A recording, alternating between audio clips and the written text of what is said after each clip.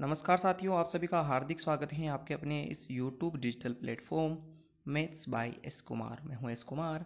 आज मैं आपको बच्चे और बचपन की यूनिट 5 का पार्ट 3 पढ़ाने वाला हूं, जहां आज इस वीडियो के अंदर अपन बात करने वाले हैं कि लघुत्रात्मक और निबंधात्मक प्रश्न कैसे आएंगे और कौन कौन से इंपॉर्टेंट क्वेश्चन हैं जो आपको पढ़ने हैं। क्योंकि ये यूनिट बहुत बड़ी है, तो आपको सीरीज के अंदर या जो आपकी पुस्तक है उसके अंदर बहुत सारा मटेरियल दिया हुआ है, परंतु आपको उतना नहीं पढ़ना है क्योंकि उतना आता ही नहीं है। और जो मैटर इसमें से आने वाला है उसको भी मैं आपको गारंटी के साथ यहीं इस वीडियो में याद करवाने वाला हूँ। तो वीडियो के एंड तक बने रहिए। आपके यहाँ से 6 नंबर या 8 नंबर के जितने भी प्रश्न आने वाले हैं लघुत्रात्मक और निबंधात्मक मिला के, वो आपके पक्के समझो आप। तो चलिए शुरू करते हैं।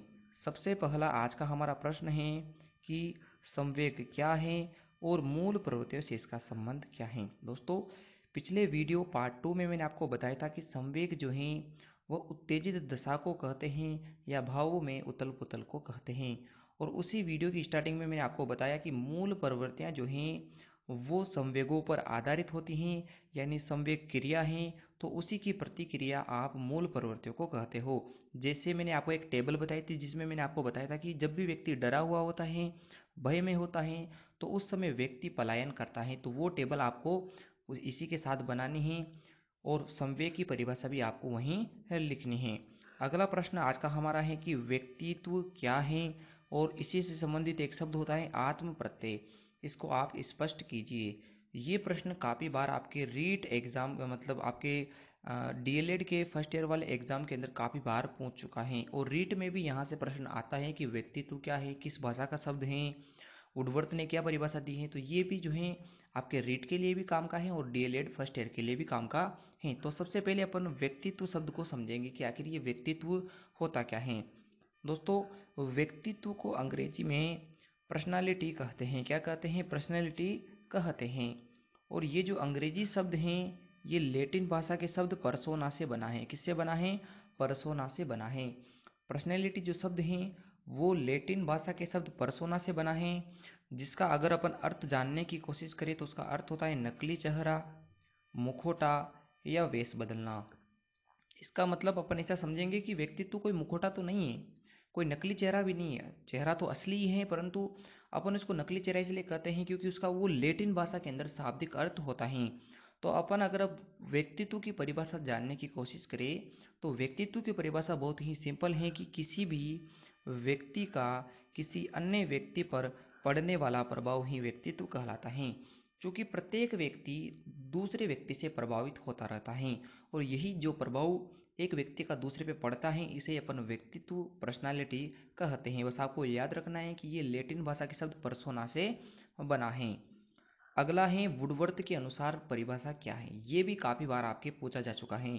तो आर एस वुडवर्थ ने कहा है कि व्यक्ति की विशेषताओं का समग्र रूप ही व्यक्तित्व होता है। व्यक्ति की जितनी भी विशेषताएं हैं उसके अंदर जितने भी गुण हैं उन सभी गुणों को आप मिलाकर देख लीजिए, वही उसका व्यक्तित्व है, वही उसके जीवन का सार होता है। अब इसी के अंदर अगला प्रश्न था कि आत्म संप्रत्यय क्या है। तो अपन आत्म संप्रत्यय को भी जानने का प्रयास करते हैं कि आत्म संप्रत्यय क्या होता है।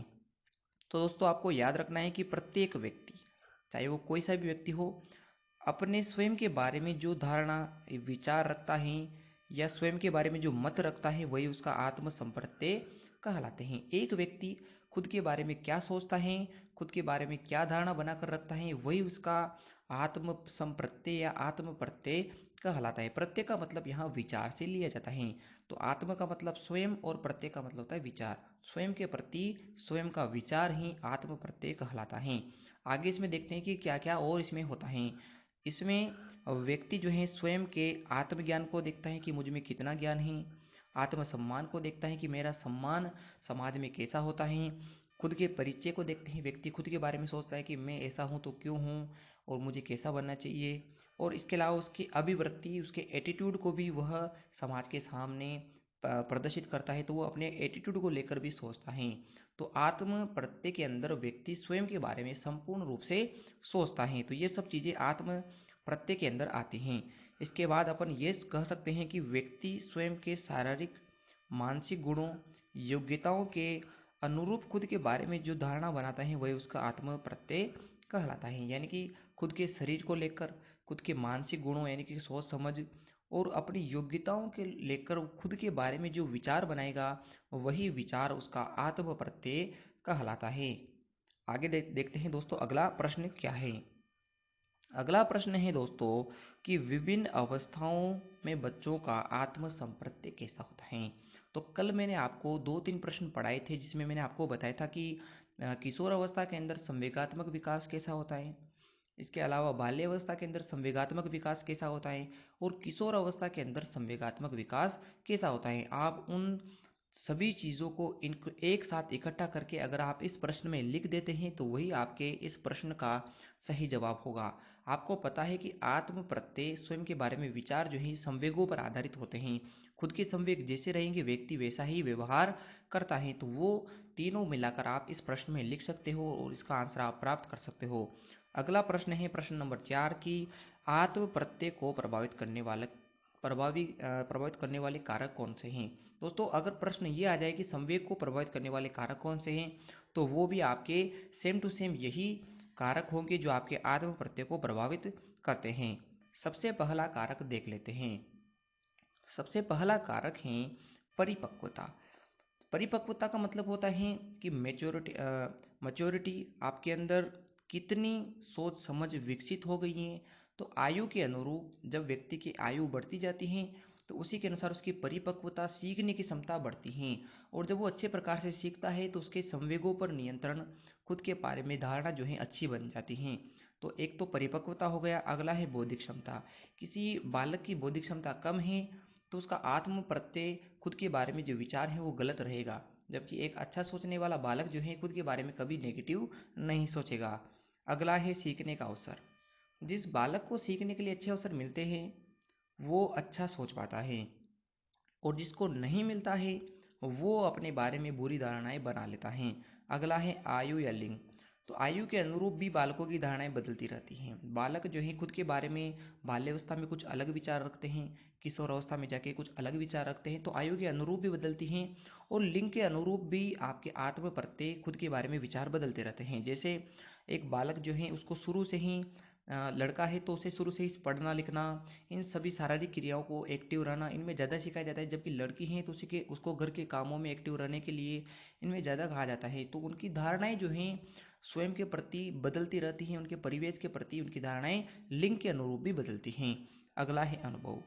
अनुभव आता है परिपक्वता से, आयु के अनुसार। जब व्यक्ति को अनुभव हो चुका है कि ऐसा करने से ऐसा होता है तो वो खुद के बारे में भी धारणा बना लेगा कि मुझे ऐसा करना आता है, मैं ऐसा कर सकता हूँ। अगला है सामाजिक वातावरण। दोस्तों समाज जो है, समाज में रहने वाले व्यक्ति एक दूसरे को प्रभावित करते हैं, एक दूसरे के व्यक्तित्व को प्रभावित करते हैं। तो खुद का व्यक्तित्व कैसा है, व्यक्ति अपने आप को समाज के व्यक्तियों से तुलना करके देखता है तो वहाँ भी वो अपने विचार या तो सकारात्मक बनाएगा या फिर नकारात्मक बना लेता है। इसके बाद है परिवार। परिवार के अन्य व्यक्तियों से तुलना करके खुद के व्यक्तित्व को देखना आत्म प्रत्यय कहलाता है। तो ये जो है यहाँ परिवार के सदस्यों से भी व्यक्ति खुद की तुलना कर सकता है। लास्ट है कि चुनौतियां जो हैं व्यक्ति के आत्म प्रत्यय को प्रभावित करती हैं। कैसे कि जिस व्यक्ति के सामने चुनौतियां उसने पहले से देख रखी हैं, उनको अनुभव कर रखा है, वो उनसे परिपक्व हो चुका है, जूझ चुका है, सीख चुका है, तो वही व्यक्ति जो है एक अच्छा आत्म प्रत्यय रखता है, खुद के बारे में अच्छे विचार रखेगा कि हाँ मैंने इतनी परिस्थितियां देख ली हैं, इतनी बुरी कंडीशन से मैं निकल कर मैं ये कर पाया हूँ, तो मेरे अंदर कुछ न कुछ तो है। और जो ऐसा नहीं सोच पाता है तो वह जो है एक नकारात्मक व्यक्तित्व वाला व्यक्ति होता है। आगे अपन बात करते हैं अगले प्रश्न की ओर।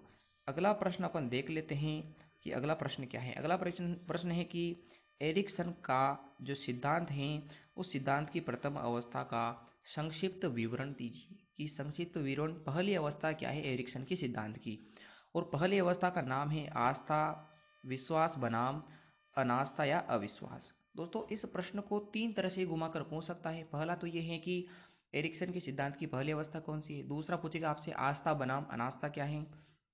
या तीसरा आपसे पूछ सकता है कि आशा का जो उदय है वो कैसे होता है, आशा किसी व्यक्ति के अंदर कैसे प्रकट होती है। तो इसी को समझते हैं आशा बनाम अनाशा के अनास्था के सिद्धांत के अनुरूप। तो सबसे पहले ये जान लेते हैं कि आस्था बनाम अनास्था आखिर होती क्या है और ये किस सिद्धांत से निकल कर आई है।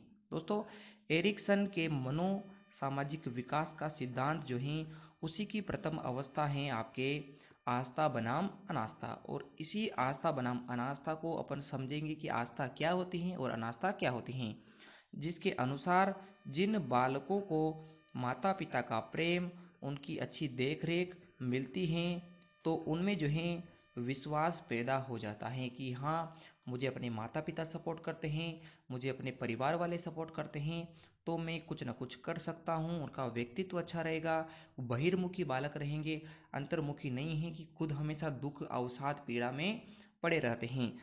परंतु जबकि जिन बालकों को ऐसी देखरेख और उनका माता पिता का जो प्रेम है नहीं मिलता है, उनमें अविश्वास आ जाता है, ऐसे बालक अंतर्मुखी हो जाते हैं, तो उनमें जो है अविश्वास का जो है भाव विकसित हो जाता है, खुद के प्रति वो अच्छे विचार नहीं रख पाते हैं। तो ये जो दोनों आस्था और अनास्था होते हैं, जब भी बालक इस कंडीशन में पहुंच जाता है जहां द्वंद्व चलता रहता है कि किस पर विश्वास करे और किस पर नहीं, तो उस समय शिशु या बालक के अंदर संकट उत्पन्न होता है। और जो बालक इस संकट की स्थिति से उबर कर या निकल कर बाहर आ जाता है, तो उसमें एक मनोसामाजिक शक्ति, एक आत्मविश्वास के रूप में आशा का जन्म होता है। तो व्यक्ति जब समस्या से ग्रस्त होता है और जब उस समस्या से समाधान पा लेता है, तो ही वह उसके अंदर जो है आशा का, होप का जन्म हो जाता है। यानी आस्था और अनास्था आपने समझ ली कि माता पिता का प्रेम या समाज में जो है उसे अच्छा प्रेम नहीं मिलेगा, सम्मान नहीं मिलेगा, तो उसमें अविश्वास पैदा हो जाता है। और जब अविश्वास और विश्वास दोनों के बीच वो जूझता है, तो उस समय वह संकट की स्थिति में या समस्या की स्थिति में होता है। और जब वो समस्या से समाधान पा लेता है, तो उसके अंदर एक होप का, एक जो आशा है उसका जन्म होता है। तो यहाँ से तीनों प्रश्न क्लियर हैं। पहली अवस्था क्या है, आस्था बनाम अनास्था क्या है, और आशा का जन्म कैसे हो सकता है, तीनों एक ही प्रश्न हैं। इसके अलावा अगला प्रश्न अपन देख लेते हैं कि जॉन बोल्वी का सिद्धांत जो है यानी लगाव का सिद्धांत इन्होंने दिया है, तो इसकी चारों अवस्थाएं कौन कौन सी हैं, आपको कितना लिखना है वो भी मैं आपको यहाँ बताने वाला हूँ। तो पहली अवस्था से शुरू करते हैं। पहली अवस्था होती है पूर्व लगाव अवस्था, जो जन्म से लेकर 6 माह तक चलती है। कितने माह तक चलती है? जन्म से लेकर 6 माह तक ये अवस्था चलती है। इस अवस्था में दोस्तों क्या होता है कि बालक जो है चीज़ों को पकड़ना सीख जाता है। किसी को कोई उसकी तरफ देखकर मुस्कुराता है तो वो भी मुस्कुराने लगता है। वो अगर उसे कोई चीज़ नहीं मिलती है या उसे भूख प्यास लगती है, बेचैनी होती है, तो वह रोने लग जाता है। तो ये सब जो है आपकी पूर्व लगाव अवस्था में होता है। इसके बाद दूसरी अवस्था आती है द्वितीयक अवस्था, जो आपके 6 महीने से लेकर 8 महीने तक चलती है। इस अवस्था के अंदर जो है बालक अपने माता पिता से अंतःक्रिया करना स्टार्ट कर देता है, जहाँ बालक जो है अपने माता पिता से ज़्यादा प्रेम करता है। उनके अलावा किसी अन्य अपरिचित व्यक्ति के हाथों में जाने पर वह रोने लगता है और माता पिता के साथ ही रहना अक्सर वो पसंद करता है। इसके बाद तीसरी अवस्था है पूर्ण लगाव की अवस्था। तो पूर्ण लगाव की अवस्था के अंदर आप 8 महीने से लेकर 2 वर्ष तक ये अवस्था चलती रहती है, जहाँ उसके अंदर जो है दोस्तों के साथ समूह में रहना, उनकी तरह बातें करना, उनके साथ खेलना पसंद होता है। और जब भी वह अपने दोस्तों से बिछड़ता है, अपने घर वापस जाता है, तो वह उनके प्रति चिंता करता है, उनसे बिछड़ने पर रोने लगता है। तो उसके अंदर दुश्चिंता का भाव जो है पूर्ण लगाव अवस्था के अंदर पैदा होता है। और इसकी आखिरी अवस्था है प्रतिक्रिया निर्माण की अवस्था। ये 2 वर्ष से अधिक वाले जो आयु के बालक हैं उनके अंदर प्रतिक्रिया निर्माण की अवस्था पाई जाती है, जहाँ बालक जो हैं अपनी बात को मनवाने के लिए माता पिता से जिद करने लगते हैं। यानी कि एक तरह से अपन कह सकते हैं कि वो जिद्दी हो जाते हैं, परंतु वो किसी प्रकार का दंड नहीं देते हैं, सिर्फ जिद करने की कोशिश करते हैं। तो ये 4 अवस्थाएं आपके जॉन बोल्वी ने पूर्ण लगाव अवस्था, द्वितीयक अवस्था, उसके अलावा पूर्व लगाव अवस्था और प्रतिक्रिया अवस्था, तो ये 4 अवस्थाएं आपके जॉन बोल्वी ने लगाव सिद्धांत की बताई हैं और इसी के अनुरूप लगाव का सिद्धांत कार्य करता है। और आज का हमारा लास्ट प्रश्न है कि संवेग की मुख्य विशेषताएं क्या होती हैं। संवेग सभी के अंदर पाए जाते हैं, ऐसा कोई व्यक्ति नहीं है जिसके अंदर संवेग नहीं पाया जाता है। तो संसार का प्रत्येक व्यक्ति अगर संवेगों से चलता है, तो उस व्यक्ति के अंदर क्या क्या विशेषताएं हो सकती हैं, उन्हीं को समझने का प्रयास करते हैं। पहला प्रश्न है कि व्यापकता। संवेग जो है व्यापक हैं। कैसे हैं? व्यापक हैं। व्यापक होने का मतलब है कि प्रत्येक प्राणी में, विश्व में सब जगह जितने भी प्राणी हैं उसके अंदर संवेग पाया जाता है, तो ये संवेग की व्यापकता हो जाती है। इसके बाद है पूर्णतः व्यक्तित्व होते हैं, व्यक्तिक होते हैं। व्यक्तिक होने का मतलब ये है कि एक व्यक्ति से दूसरे व्यक्ति के अगर अपन संवेग की तुलना करें तो वो उनमें भी भिन्नता पाई जाती है। जैसे दो व्यक्ति अपन चूज करते हैं। पहला व्यक्ति वो है जिसे क्रोध ज्यादा आता है, खुद पर नियंत्रण नहीं रख पाता है, और दूसरा व्यक्ति जो अपने पास है उसमें उसको भी क्रोध आता है, परंतु उसका क्रोध जो है एक सीमित मात्रा तक है, वो जल्दी शांत हो जाता है। तो दोनों व्यक्तियों के क्रोध जो संवेग हैं उसमें भी अंतर है। एक वो है जिसका मस्तिष्क पर नियंत्रण नहीं रहता, एक वो है जो तुरंत अपना जो है मस्तिष्क नियंत्रण कर लेता है अपने क्रोध को। तो क्रोध में भी क्रोध संवेग एक है, परंतु दोनों के अंदर अलग अलग रूप से पाया जाता है। तो अपन कह सकते हैं कि संवेग जो है पूर्णतः व्यक्तिक होते हैं। प्रत्येक व्यक्ति में समान संवेग भी अलग अलग तरीके से कार्य करता है। अगला है संवेगों का स्थानांतरण संभव है। स्थानांतरण संभव होने का मतलब यह है कि इनका विस्थापन हो जाता है। जब भी आप एक नया संवेग ग्रहण करते हो तो आपका जो पुराना संवेग है उसका लोप हो जाता है। जैसे क्रोध के समय व्यक्ति अपना आपा खो देता है, परंतु कुछ समय बाद जब वो शांत हो जाता है तो शांत होने वाली अवस्था के अंदर उसका क्रोध जो है पूर्णतया शांत हो जाता है, विलोपित हो जाता है। अगला है कि सुख दुख का भाव जो है संवेग प्रकट करता है। संवेग दो प्रकार के अपन कह सकते हैं कि कुछ संवेग सुख प्रदान करने वाले होते हैं तो कुछ दुख प्रदान करने वाले होते हैं। जैसे प्रेम, करुणा, दया, ये जो हैं ये सुख देने वाले संवेग हैं, जबकि क्रोध, ईर्ष्या, जलन, द्वेष, ये सभी जो हैं आपके ऐसे संवेग हैं जो आपको दुख देने का कार्य करते हैं। अगला है कि मूल प्रवृत्ति से संवेगों का जुड़ाव रहता है। संवेग आपकी क्रिया है, तो क्रिया होने के बाद उसकी प्रतिक्रिया यानी मूल प्रवृत्ति का होना तो जो है होगा ही सही। जैसे कि अपन आपको कल मैंने बताया था कि जब भी व्यक्ति भय से ग्रस्त होता है तो उसे पलायन करना पड़ता है, वो डरता है तो वह भागने का प्रयास करता है। तो ये है कि संवेग हमेशा जो किसी किससे जुड़ा रहेगा, उसकी मूल प्रवृत्ति से जुड़ा रहता है। इसके बाद है कि व्यवहार में दृढ़ता।